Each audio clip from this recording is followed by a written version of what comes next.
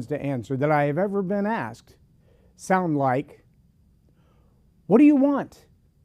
And why are you here?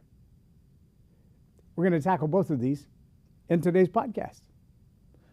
I'd love it if you would chime in. Get your fingers ready. Stay tuned. Story Power Method to captivate your audience, improve workplace culture, and 10x your fundraising. Scan the QR code to book your first coaching call or visit storypowercoach.com. Master.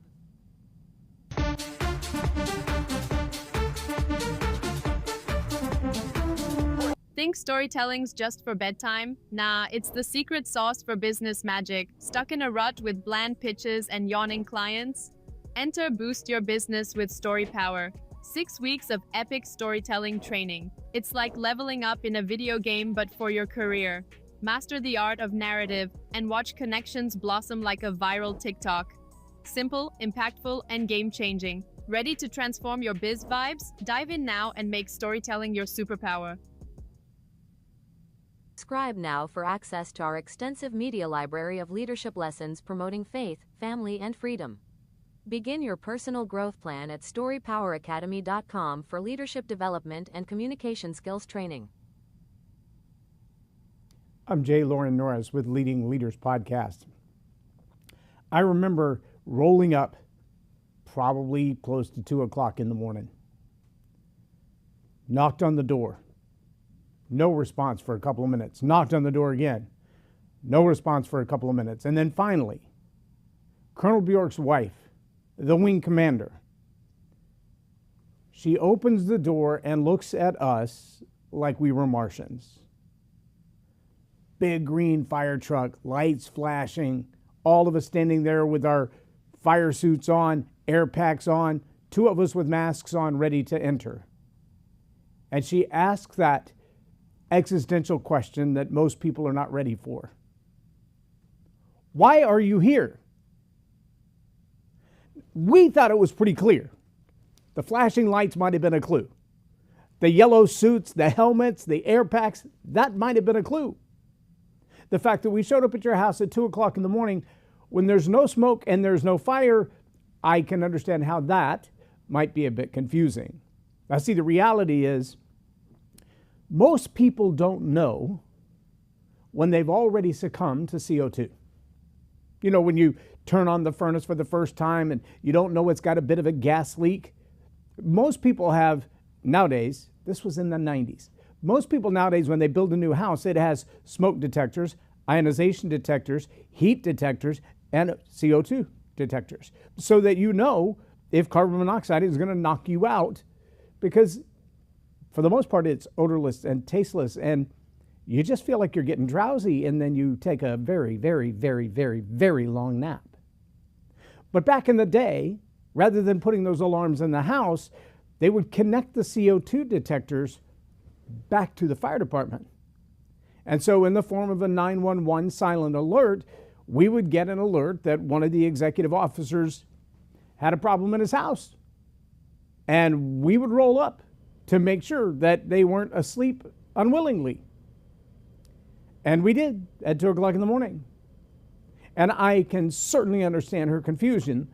I didn't call 911. There's no flames coming from my house. There's no smoke in my house. We are not on fire. Why are you here?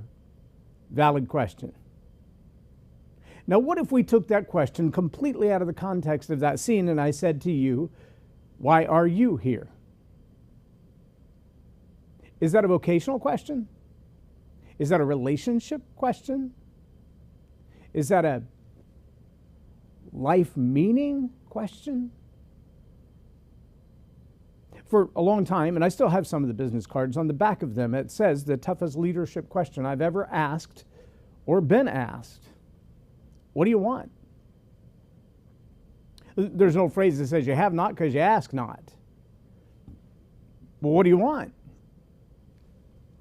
This is not just a what do you want for dinner question, which if you've ever been married for any period of time, I've got 32 years under my belt almost. If you've been married for any period of time, you know that question. Well, it doesn't really have an answer. What do you want for dinner? What do you want to eat? Where do you want to go? That could go on for hours. In fact, sometimes I'll set it up and I'll say, I've got to go do these 5 tasks. When I get back, I'm hoping in the time that I'm doing that, you're pondering where we're going for dinner. And I don't really care because I just like to eat, so pick what you want. And still, what do you want? Seems like the impossible question. Let me just tell you this. The answer to what do you want is never the impossible burger. My opinion, that is not a valid answer to what do you want. Well, what do you want in the way of success? What do you want your relationships to look like? What do you want out of your life, your career? What do you want in the next 5 minutes? What do you want in the next 5 years? That's a pretty valid question, and it's one that I find most people have a real hard time answering. Now, here's the real challenge with not being able to answer that question. If you don't know what you want, you're not likely to get it. I don't care if you believe in the law of attraction or the God of the universe. If you don't know what you want, it ain't coming. Try it. Just go to any restaurant, go to any bookstore, go to any retail shop, walk in and look at the cashier and just stand there. Don't tell them what you want. Don't tell them what you're looking for. Don't tell them about the problem you have to solve. Just wait and see what they give you. My guess is going to be an escort to the door or help finding someplace else to sleep for a few days. You can't just walk through life not knowing what you want. But what you want, why are you here? These are powerful questions that I'm afraid very few people wrestle with. They don't spend time thinking about what do I want. And then if you're a person of faith, you have another question that follows that, and that is not just what do I want, but what does the Maker want of me? What do you want from me? What do you want me to do? What am I supposed to do about it? There was a song a few years back. Was it Chris Tomlin or West? It was one of those two. I'm trying to remember. Was it Michael West or was it Chris Tomlin that wrote the song, I Made You? And the question of the song was, what are you going to do about it? And the answer came back, well, I made you. I made you capable of fixing that problem. I made you willing to fix that problem. I made you and I empowered you to solve that problem. I've been working with a client recently. Last night, he kind of shared his modified version of this. And what he does, he's an expert in the area of protocols and systems. And trying to figure out how to make that a very relatable concept came down to the conclusion that, sometimes it's the unspoken protocol that rules everything. And the question of, do you ask the boss to solve a problem you're capable of solving? Well, that ought to be an unspoken protocol in everybody's business. If you can fix it, what are you waiting for? If there's a problem to be solved and you have the ability, the talent, the skill, the resources, don't wait for somebody else to tell you to do it. Just get it done. That should be operating protocol in every environment. It's not. In fact, the song asks that question. What about this? What about the homeless? What about the sick? What about the dying? What about the widows? What about the orphans? What are you going to do about that, Captain Creator? You put all this on earth and you've done nothing to fix any of that. And he said, I did something. I made you. And I made you capable. And while you may not be responsible for the problem, you hold the key to the solution. So let's go back to that very first question. Why are you here? If you've never wrestled with that question, you might want to hit pause and whatever else you're trying to do in your life and spend a minute asking that question until you at least feel like you've justified pondering it. I don't mean write it down on a piece of paper and forget you wrote it down. I don't mean write it down and ask someone else and then whatever their answer is, that's acceptable. No, I mean, I want you to sit with that question for a minute. Why are you here? Is there a purpose? Is there an assignment? Is it an appointment? I mean, I remember the first time my blood sugar crashed and I didn't know that's what it was. I had taken my insulin. I drove to a job interview. And on my way to the job interview, I remember being so confused. I was literally looking at the gear shift in my Jeep going, is that in 1 or 3? Because I don't know if I need to go to 2 or 4. And simultaneously having to cognitively, consciously focus on the position of the gear shift, when to push in the clutch, how to change lanes. I've been driving for 25 years. This is not a new thing for me, but I'm having to focus cognitive willpower to shift the gears, change the lanes. When I walked into the building, I did have that to the retailer kind of look. Walked up to the reception and I just stood there for a minute and they're like, why are you here? Yes. I have an appointment. Great. Who's it with? Well, he used to be my boss and now he's potentially going to be my boss again. And they're like, hey, that doesn't help me. There's like 250 people in this building. Oh. So why are you here? Well, I have an appointment. What kind of appointment is it? It's a job interview. Oh, okay, yeah. So there are only 3 managers doing interviews today. Is it this one, or this one? I was like, yep, that one. And in that state of mind, I went into my interview. But I wouldn't have got past the door if I didn't have an appointment. If I didn't have an assignment. If there wasn't some very specific reason for me to be there, security would have never let me pass the door. I'm sure they had their suspicions when they did let me pass the door. That interview was a train wreck. And fortunately, the guy who was hiring me said, look, you've worked for me before, so I know this is not your normal state of mind. I know how your mind works, and this ain't it. You need to go see your doctor, though, and then you can get started next week. And that was when I realized that the brain does not function with a blood sugar of 25. It doesn't do that well at all. And so now when I start feeling that blood sugar crash, I've picked up on some of the signs and symptoms that are preludes to that state of mind, and I take action because I don't want to be in that place where somebody's going, why are you here? And I can't answer that question. But I suspect there are people watching right now, listening right now to this very podcast, and they've never pondered the question deep at heart to say, why am I here? Now, I want to tell you, there are a couple of podcast interviews that I've heard recently, both of them in the last 2 weeks. On one of them, I don't remember if it was the guest or the host that asked the question, but the question they asked was, what if my dreams don't fulfill me? What if my dreams don't fulfill me?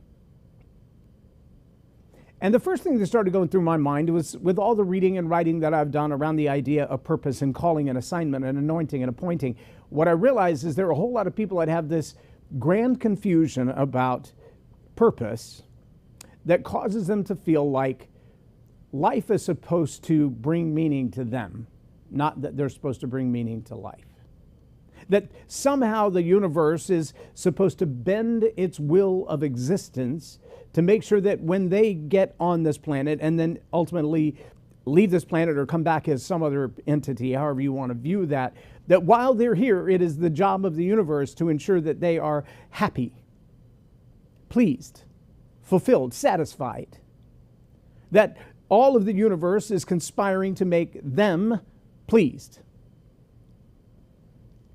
There was a t-shirt that went around in the late 80s, early 90s that says, 2 things you must know. There is a God, you're not him. This doesn't have to be a religious argument, but I do have to ask the question, at what point do your dreams fulfilling you not make you the center of the universe? If your dreams and your visions were designed to make you happy, if the purpose of dreams and visions was to please and satisfy you, wouldn't that mean that all of the universe is subject to you? And what if your desires today are different than they were yesterday? What if your desires 2 weeks from now, 2 months from now are different than they are today? What if, like a toddler who insists on cupcakes for breakfast every day, as a parent, the universe says, yeah, that's not a good idea. I mean, you could bend to the will of your toddler and feed them cupcakes every day, get ready for a big dentist bill and perhaps, some blood sugar problems in their teens. and some obesity problems and some mental clarity problems and some mental fog problems and maybe even some mental illness or heart disease problems by the time they're 25. Because cupcakes for breakfast every day is not a good plan for your body. But if you bend the will of the universe to your desires, what's the difference? Are your dreams designed to fulfill you, or are you designed to fulfill your dreams? I mean, dreams and visions, where do they come from? Is that imagination or is that intuition? Well, what if your dreams and your visions were whispers from beyond calling you to your assignment? What if your appointment was sent to you like those little text messages that I get from the VA when it's time for me to see my doctor again? I get a text. It says, you have an appointment at this clinic on this date at this time. Click yes to confirm and no to be removed from our system. Hold up, that's a drastic contrast. What if I just want to reschedule? Is that not an option? I mean, I want the appointment, but Sunday at 3 a.m. is not good for me. Can I move it? I mean, I hate to be this blunt, but there are times in your life when the assignment, the appointment, the thing you're needed for is more like a Mission Impossible kind of an assignment. All right, stop the car, put it in a parking space, walk across that empty field. Why in the world would I do that? That's not on my agenda. I never read a book that said stop the car and walk across the field. There's nothing in AI that tells me that's a good idea. Why in the world would I do that? And the challenge is sometimes the whisper doesn't ask for your opinion. The whisper knows something you don't know. I love the way Michael Jr. says it. He says sometimes you're stopped at a red light and something tells you don't go. Something has a name. And if you know that name, you know you should listen to something. Something told me don't go. Something told me get out of the car and walk across this empty field. Something told me just walk away from this argument. Something told me get out of Dairy Queen now. That something told my grandmother get out of Luby's.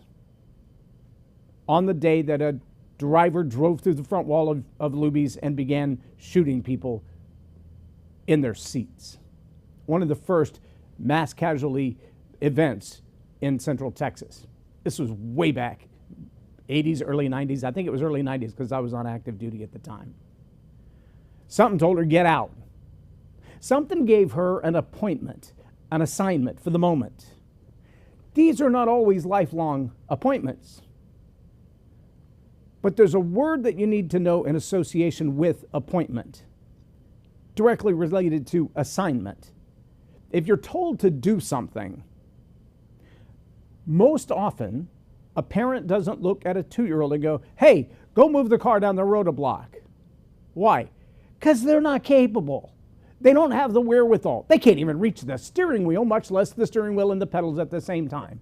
And even if they have somehow figured out how to turn on the car, push the button, take the proper key with them, even if they had all that going on, the likelihood that they can actually navigate pushing the brake and getting it into gear and then managing the steering wheel, that's a tall stretch for a 2-year-old. Now, maybe if they're 10, I drove cars when I was 10, I drove farm tractors when I was 8 or 9, so no big surprise, right? You can reach all the pedals and almost see over the windshield at that point. Great. But I wouldn't ask my child to do what I know my child is incapable of. I have, on the other hand, challenged my team, my employees, my children, my peers even, to do that thing that in their mind is just outside their reach of capability. Because I see potential in them they have not yet experienced. I know that they're empowered. They have the authority, they have the skill set, they have the ability. They just don't know that they can yet. And sometimes my job as a coach, as a leader, is to push them off the edge so that they can learn to fly. And sometimes you'll get assignments from the whisper, from something, to do what you have never done before. And in your book, it makes no sense at all. Something said, leave Luby's. That's not in my book. I can't find anything that says don't be in Luby's on this day. But something knew what was about to happen. Something changed my plan. Something changed my direction. Something changed my engagement. Something changed my appointment by changing my assignment. Because something knew I was empowered to do that. Now that empowered word, there's another word for that. And in the world of Christianese, we call that the anointing. Now let me tell you something about the anointing, because it's a lot like an assignment or an appointment. They work together. They are not the same thing. These words are not interchangeable, but they are directly related. And when it comes to leadership, you better know. Because anointing, empowerment, and authority are also like teeth on a comb.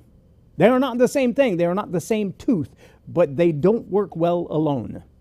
If your comb only has one tooth on it, your hair is going to be a mess. You might as well use a dingle hopper. If you don't know what a dingle hopper is, go back and watch the Disney's 90s version of Little Mermaid, or just YouTube it. But if your tooth in your comb is anointing, let me tell you what that means.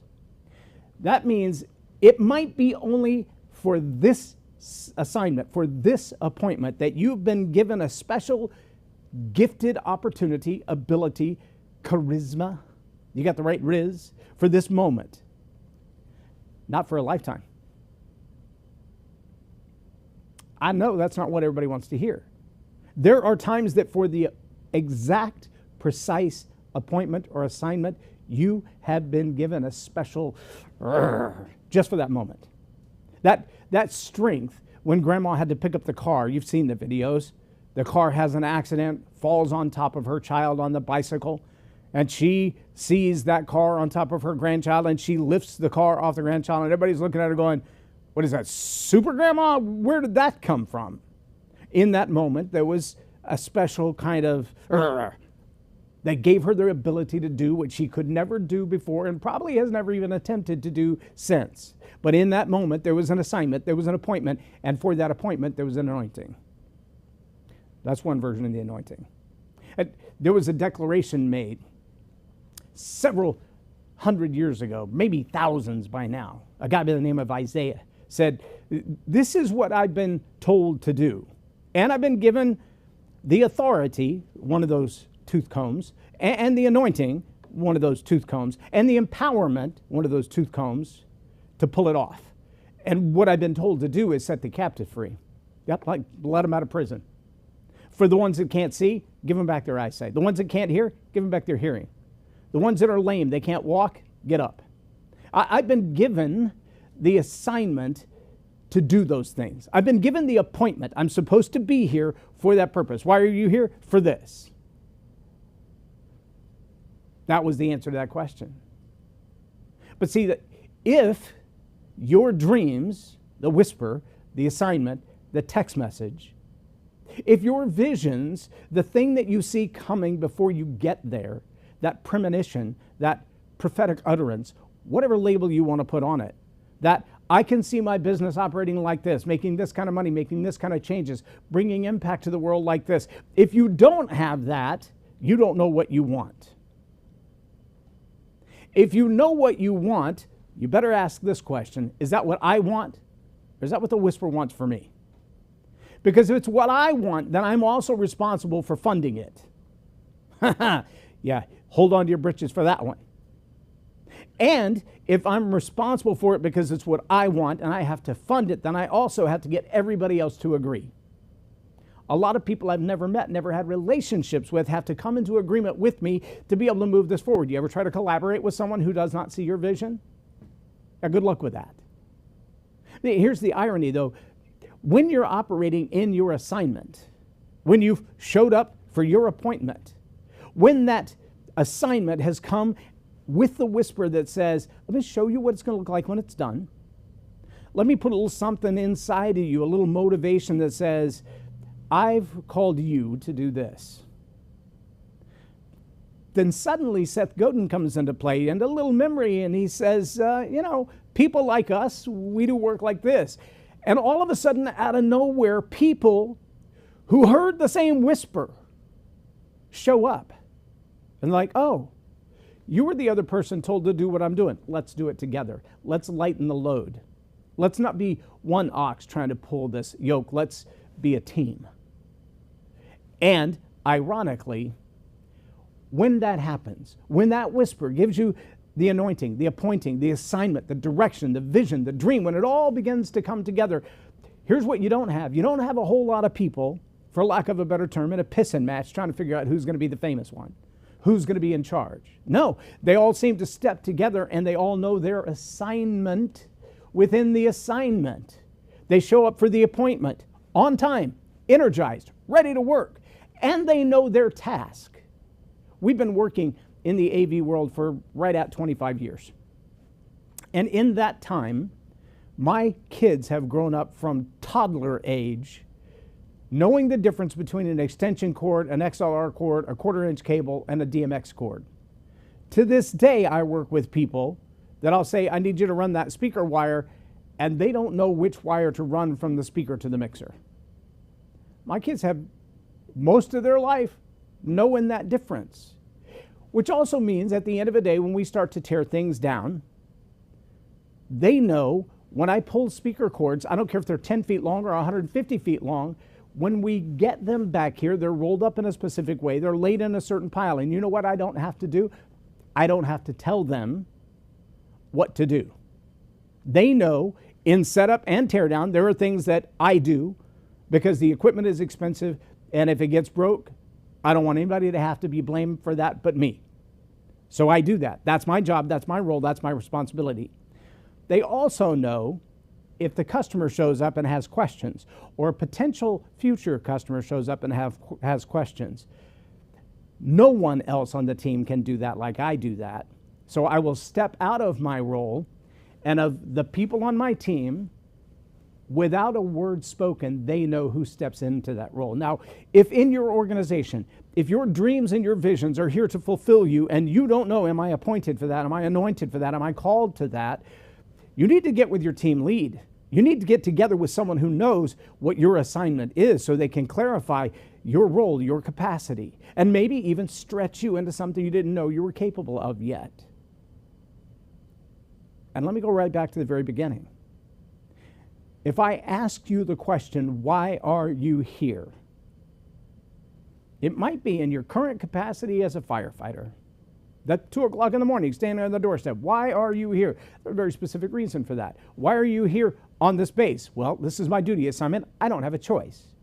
Why are you here in uniform? This is part of the job. This is how we show up, because people like us do work like this. If you're not asking and answering the layers of that question, chances are when it comes time for you to show up for your appointment, you're going to be late. Listen, when I work with communicators, you would be amazed how many people, they feel like they have a story to tell, but the story that they want to tell is outside of their appointment. It's not what they were sent here to talk about. They've abandoned the whisper. They're waiting for their dreams to fulfill them. They're waiting for the universe to bend its will to make them happy and pleased and satisfied. And when I work with my clients one-on-one, we keep asking that question, even if it's never spoken directly. Why are you here? What are you supposed to accomplish? Who are you supposed to help? How are you going to help them? What problem are they suffering with that you're going to help to solve? See, all of these questions go right back into the story power process. You've got to find the stories, select them and qualify them, craft those stories to be poignant and powerful as you deliver them. You've got to connect them with the people who need your help. And you've got to figure out what is the meta-narrative. What's another way of asking what the meta-narrative is? Why are you here? The minute you realize that you're here to fulfill dreams and visions and destiny, that there's something you're supposed to be living out, the stories that you tell are going to change. The way you tell them is going to change, and lives around you are going to change. So, if you're brave enough, right there in the comments, answer the question, why are you here? I'm Loren Norris with Leading Leaders Podcast for Tell It Like It Is TV. Have a blessed day. There is a retreat coming up that I want you to know about. It's called the Story Power Academy Retreat. This Story Power Retreat is about focusing on your communication skills, taking them to the next level. Discover, develop, draft, deploy, and deliver some of the best stories you've ever learned. You're going to listen, create, connect, relax, and reflect around this beautiful lake scene in Granbury, Texas. It's a chance to rejuvenate and refresh and start over with some of the best training you can possibly imagine around storytelling, leadership, and communication. Join us, get away, and Subscribe now for access to our extensive media library of leadership lessons promoting faith, family, and freedom. Begin your personal growth plan at storypoweracademy.com for leadership development.